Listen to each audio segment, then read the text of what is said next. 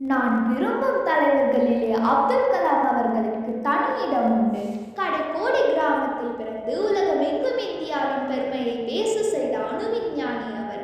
இவர் 1931 அக்டோபர் 15 பிறந்தார். தந்தையின் பெயர் ஜெயினுலாப்தீன், தாயாரின் பெயர் ஆசியம்மா.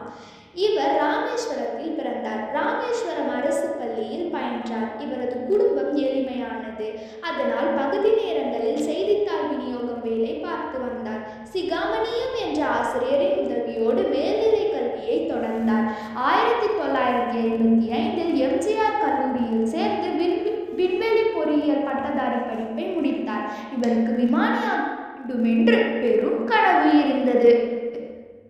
இதற்காக நடத்தப்பட்ட தேர்வில் 9வது இடம் பிடித்தார். இருந்தும் விமானியாகும் வாய்ப்பு கிடைக்கவில்லை. 1960 அரசின் பாதுகாப்பு மற்றும் வானூர்தி அமைப்பில் விஞ்ஞானியாக வாழ்க்கையை தொடங்கினார்.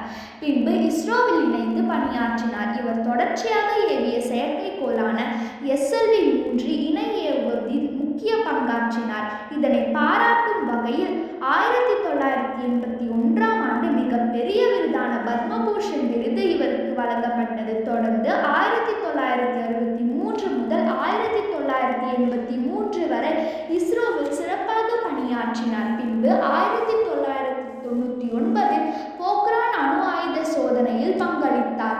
பின்பு அக்னி, பிருத்திவி, ஆகாஷ் எனப்படும் ஏவுகணை திட்டங்களில் முக்கிய பங்களித்தார்.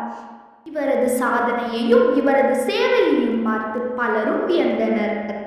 நான் இளம் போற்றும் நல்லோருக்கு நன்றி சொல்வது நாம் கடமை. அந்த வகையில் எனது பேச்சிற்கு தாங்கள் செவிகளை கொடுத்த அனைவருக்கும் மிக்க நன்றி.